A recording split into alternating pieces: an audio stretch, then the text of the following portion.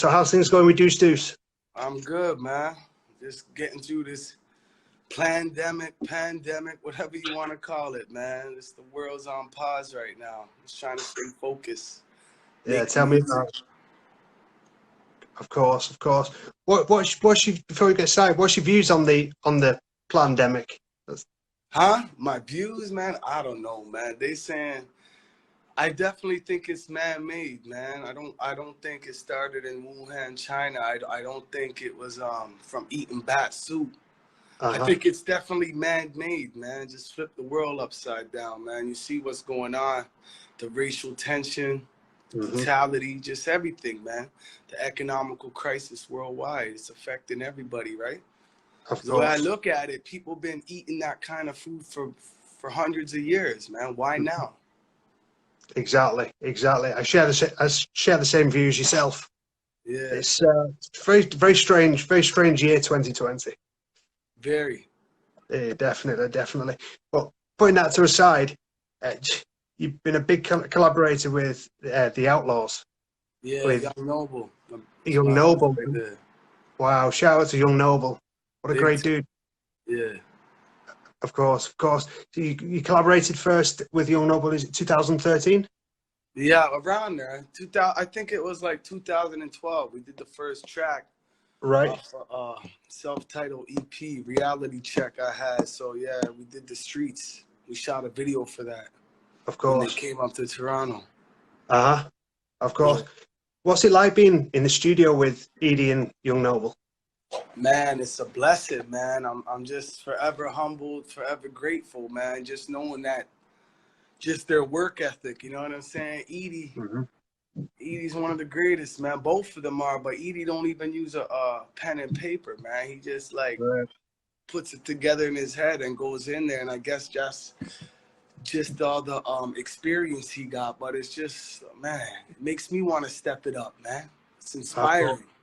Of course. I suppose they've got the experience of being in the studio with Tupac as well, Of and that's course, kind of, that too. And they experienced his work ethic as well. We all know his work ethic. That's why his body of work is undeniable and untouchable. of course, You know what I'm saying? 100% facts there, 100% facts. I mean, you also toured with them for quite a while as well, haven't you? Yeah, man, got to see some parts of the world that I probably never would have got the opportunity to see. So just being on stage and performing a couple songs that we got and being able to back them up on some of the classics, Of many course. classics that they put out is a whole experience in itself. And just seeing different parts of the world, I always say it's one of the best blessings to be able to see how people live, experience their culture and food, and just become one with the people. We ain't walking around with 100 bodyguards and stuff, you know. We get right into the town and shoot videos and, you know, Of course. Of course. respect people's culture. So that's a blessing in disguise. We would have had way more tours lined up, but like I said, man, it's coronavirus, right? So, did you have tours lined up for this year? Yeah. You Yeah, did. we had a few places lined up, and like I said, once that ball gets going, it's like a snowball, you know, it keeps growing, right? So it's like once it hit in, people that were even probably planning and plotting on bringing the Outlaws or me overseas just came to a halt. You know what I mean? Because even if who's trying to get to a concert and be around people and shit, the amount of fear they're putting in the people is crazy. That's true. That's true. Yeah. I was actually supposed to see Snoop Dogg back in, I think it was March, and that's been cancelled till it's been rescheduled till next year. But now everything We over don't here, even know. And we don't even know. They're just saying next year. Truthfully, we don't know. Because just in the western part of the world, they see we live in the free world. You know what I'm saying? Like, we don't live in communist countries, so they claim. But when they ready to shut shit down and impose a curfew and all that, you got to listen. of You know course. what I'm saying? So we don't know. We just wishful thinking. Hopefully next year things get back to normal, right? And we could forget this year. Oh, fingers crossed. Fingers crossed. Yeah. Hey, shout out to Vegas in the comments. He's put which places you guys have already locked in. We had Paris, and I think Australia was working, and I even think South Africa again. But like I said, man, everything just came to a screeching halt, man. And they were gonna come up here because we wanted to shoot some more videos off the Watch the Signs album. Like Oh for man. instance, the Lions Den joint, the first song off the new album, we were gonna shoot that, shoot Animosity, but like I said, man, everything just flatlined for a minute. Yeah, of course. You mentioned South Africa. What a memorable tour that was. That was it the back end of last year? Was it? Yeah, I believe it was 2018. Was it November 2018? 2018. Yeah. Of course, of course. How was that? How was the tour over South Africa? Oh man, amazing, man. I always wanted, like, I've been to North Africa, so my mother's Egyptian, my father's Libyan, the north part of Africa, so I've been going over there for years, but I always wanted a chance to go to Johannesburg and Soweto and just to experience the history and the culture in Cape Town. And we went to Nelson Mandela's house, and it was just amazing, man. It was an amazing show, man. All the shows were great. They were booked. You know, people were very receptive. You know, I even got to jump in a cage and go great white shark watching, you know, one of my favorite animals. So I took advantage, man. It was beautiful, man. The continent, the food, the people, the culture. Of course. Just so much, man. One of the comments someone's commented there, man's damn one of the realists, and that's quite true. You're down to earth, and you're down with the people, like you say. Every time you gotta be, man. You know, music. A lot of people, you know what I'm saying? They feel like they make music, they're better than people. Nah, man. Just like y'all, bleed the same. My kicks scuff like y'all. It's the same shit, man. We just putting out music for the people, always. Of course, of course. Yeah. Another question about the tour: if you got to pick a city or your favorite, which is your favorite place that you've actually toured? Man, big question. I have to say, we did a show in Russia. It got shut down early because it was outside, but there was like over 3,000 people there. But I'd have to say Nepal, man. I really enjoyed Nepal, man. It was like packed at one of the main clubs, and we got to make history there because they're known for a lot of rock music. So we were actually the first international hip hop group to ever perform there. So we kind of made some history as well. But yeah, it was very, very, very cool, man. Shout out to them brothers that brought us over there.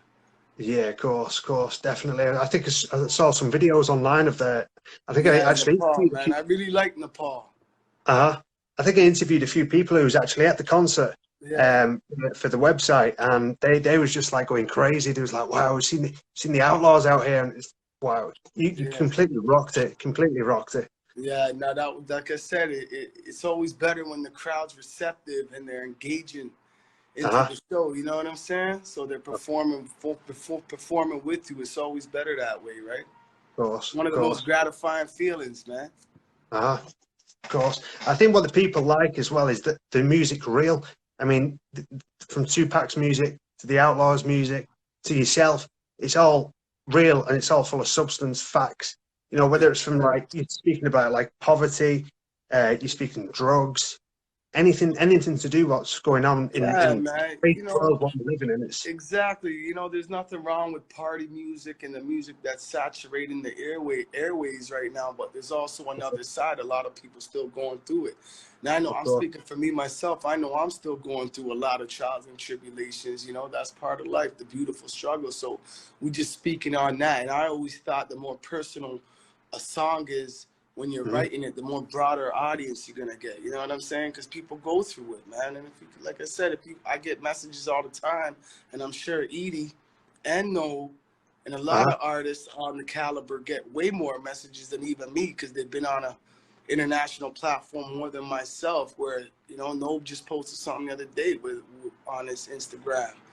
And he was very grateful for that, where someone's actually like, yo, it helped me get through my days, man. And that's like one of the best feelings, man. I think I hit you up in, was it July, I think, when you dropped the latest album with Young Noble? Yeah, July 17th, Watch the Signs. Yeah, that's the one. Man, what an album. I think I hit you up with yeah, of course. I think I was busy at the day you dropped it, I think. I didn't get to listen to it until I think it was like a couple of days after you released it. But one song stuck in my mind, and it was actually driving. I was in my car alone, and tears just streamed down my face. Oh And that man. song was about. It was about when your father passed. Yeah. God Um, so forgive you. Got a video coming for that just now, man. really, yeah. Yeah. Wow, that actually really touched my, in here. It really did. I had to pull my car over because, I appreciate that, man. I'm glad you felt that, man. That's the whole meaning of it was, man. I just got personal. of course, of course. I mean, my relationship with, I think I went into it on the message. My Yeah. relationship with my father wasn't, in the past. It's not For been a the lot of us, greatest. mine as well, man. You know, you just Of got course. takes a bigger person to forgive, man. You know, it's like the Uh-huh. burden of carrying hate in your heart, man. You know what I'm saying? It's like we go through the most with family and people we know more than strangers. You know what I'm saying? Whether it's lack of Yeah, yeah. love, lack of support.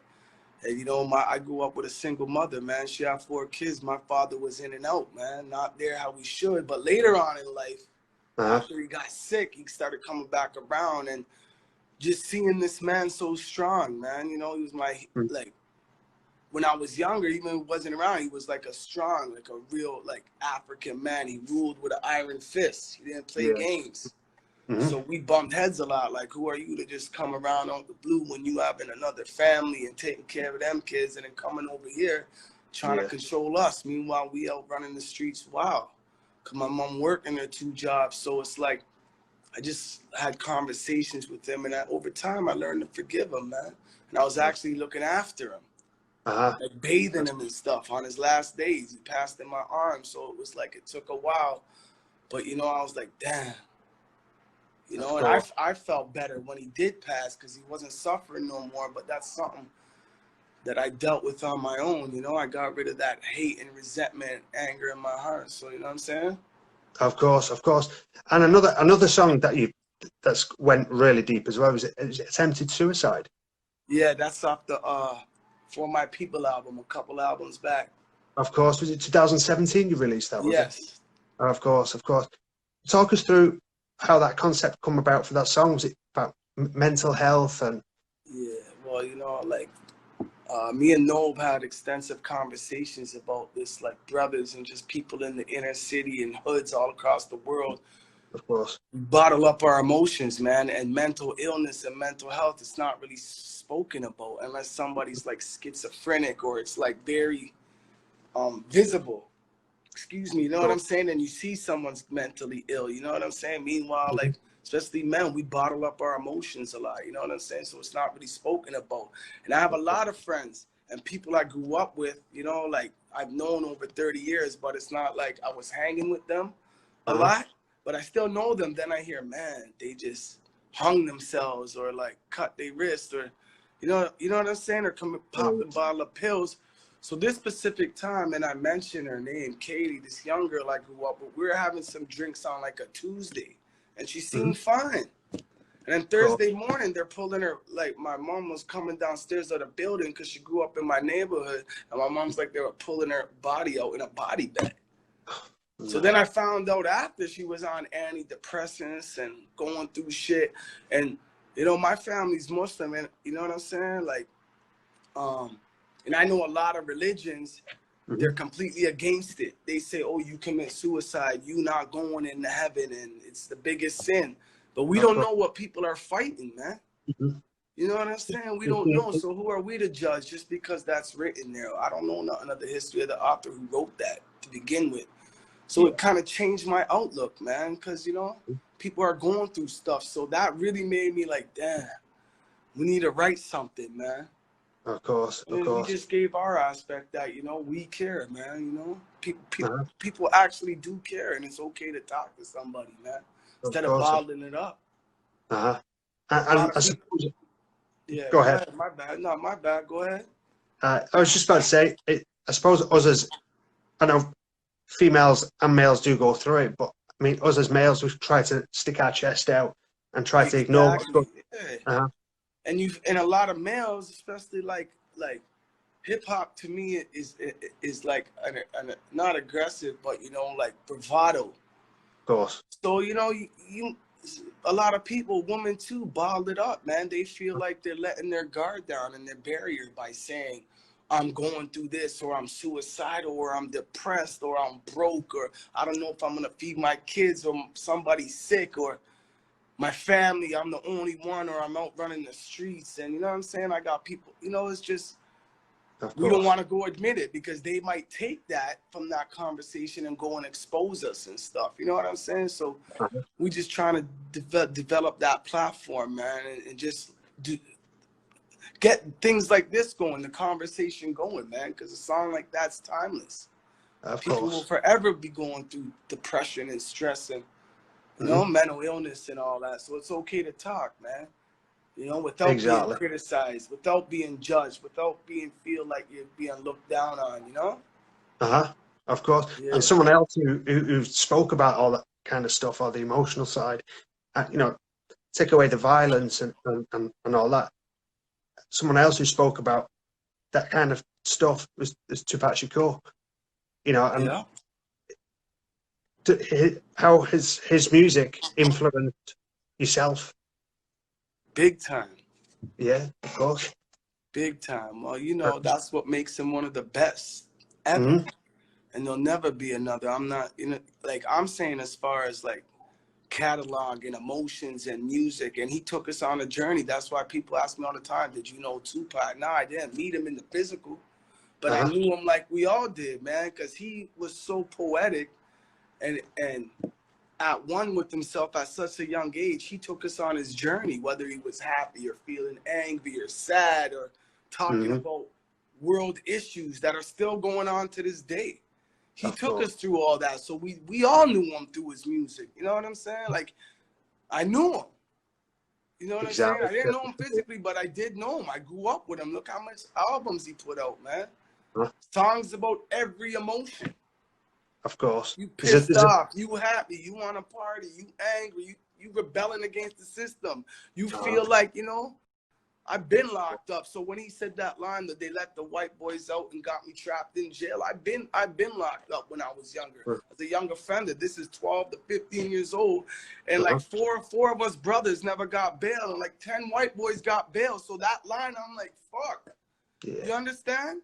So that's just one little thing, just everything, man, down to keep your head up. Your mom, like, I don't have a favorite Tupac song. There's so many. I wouldn't be given justice. You know what I'm saying? That's true. That's true. Straight up, man, because yeah. I mean, 24, it's 24 years this year. It's 24 years. Mind-blowing, mind-blowing. I mean, people are still bumping his music. Of course. 24 years live forever. That's what I mean when I'm always saying music with meaning and substance and timeless, when you can't put no time on it.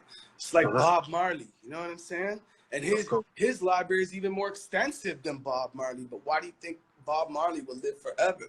Get up, stand up, no woman, no cry, certain songs to that same manner, you know what I'm saying? You could pump it at any time and it's still forever relevant. Of course. Everything going on in the world right now, you know, you pick a Tupac album and I guarantee there's more than half of the songs on there that you could bump and say, damn, this shit going on to this day. Yeah, he was so far ahead of his time. You know, thinking about the stuff that's going on, you know, even today. And, you know, because it was going on back then too, you know what I'm saying? And like I said, how he grew and what he was exposed to growing up, his mom being a Black Panther and just the company his mom had and stuff. I'm speaking from what we see on TV and reading, you know, because when you're interested in someone, you're going to read and try to learn about them on a different side. So, you know what I'm saying? Of course, of course. Yeah, so that's why he was ahead of his time as well, but he was at one with his music, that work ethic, that undeniable work ethic. He loved working. There's guys that have been in the game 20 years and don't even have half his catalog. That's true. You know, for me, it ain't about record sales. You could have $100 billion. I'm a kind of man, I don't gotta respect you just because you got money or you driving that Lamborghini and shit, you know?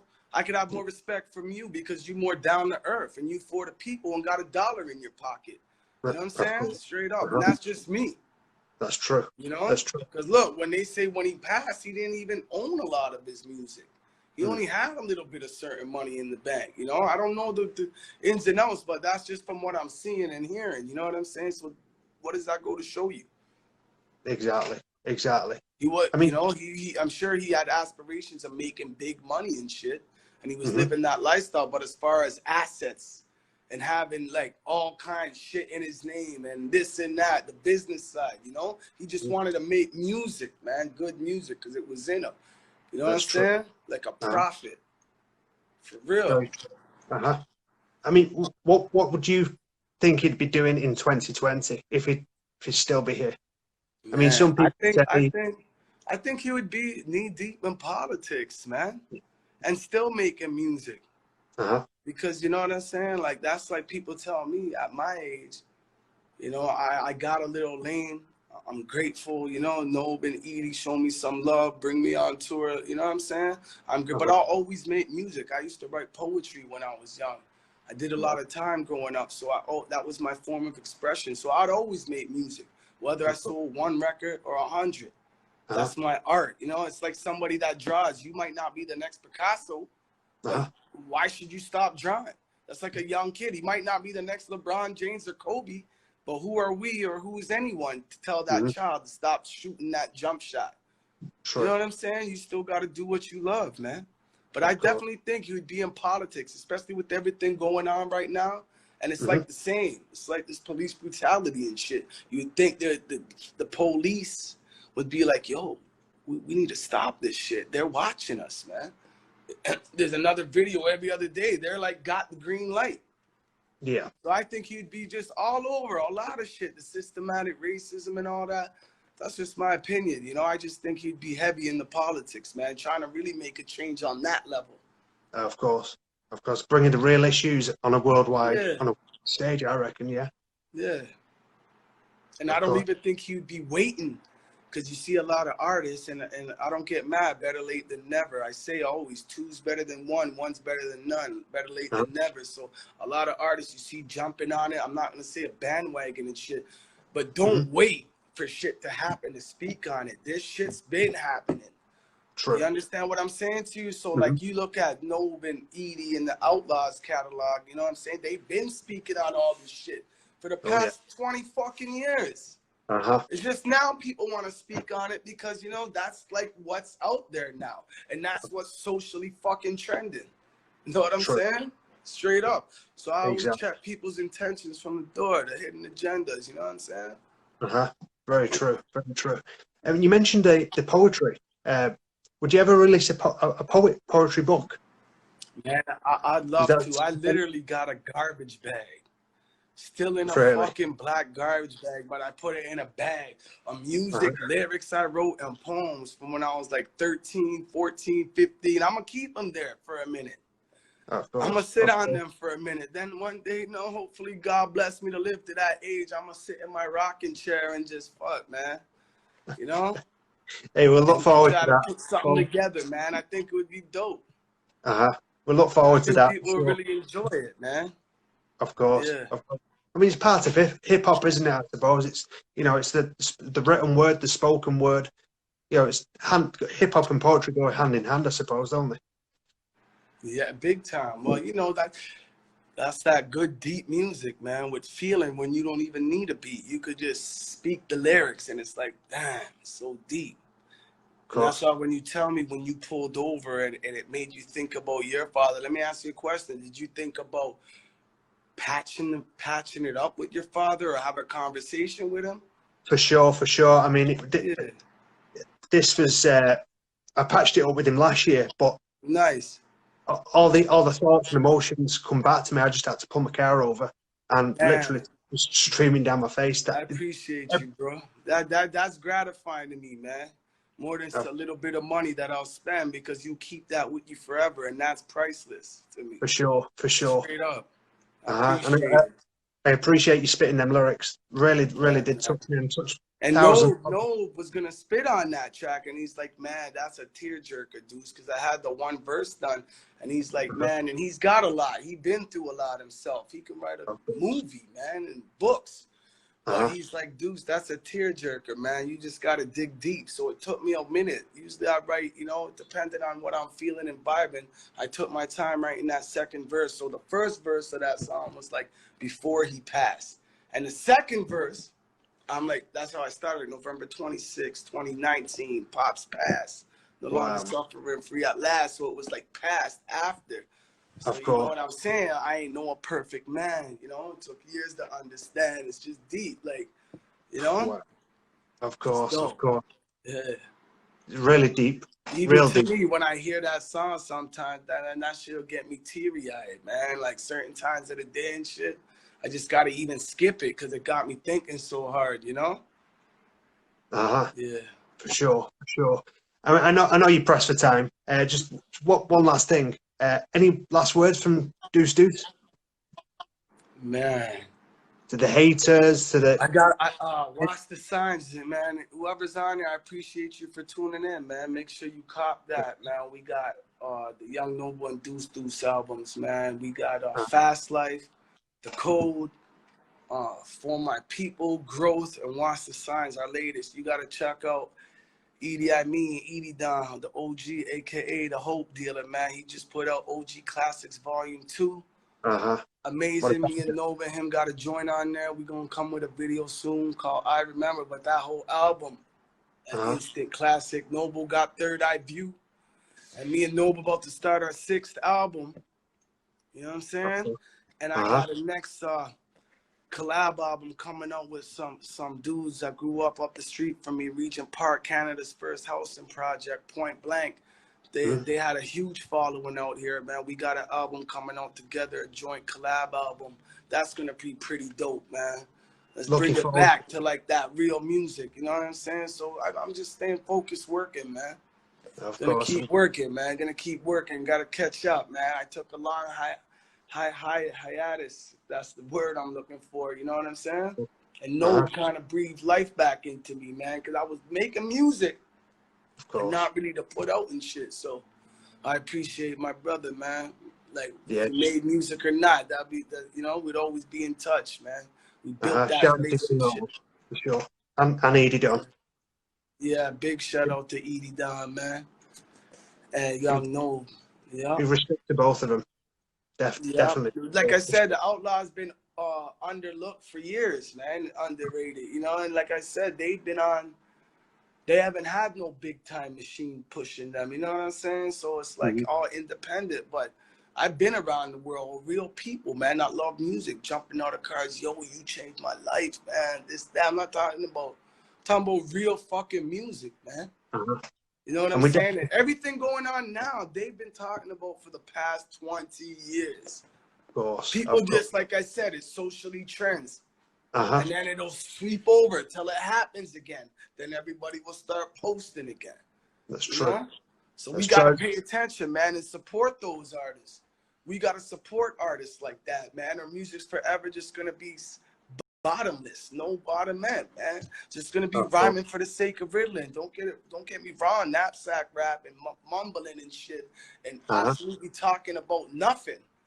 It's all good to enjoy, but we need music, man. That's our platform. Of course. You know what I'm saying? Let's change the top 10. Challenge your top 10 artists. To talk about what's going on right now. All them top 10 artists on the top 10 Billboard, whatever the fuck you want to call it. You know what I'm saying? Let's challenge them. Write something. Use your platform. You know what I'm saying? Let's make a change, man. I wish some of them top 10 artists was like yourself, like Young Noble, like Edie, you know. Yeah, well, we're gonna keep going, man. You know, Edie been doing it for so long. I hope them brothers keep doing it because I'm a fan first and foremost.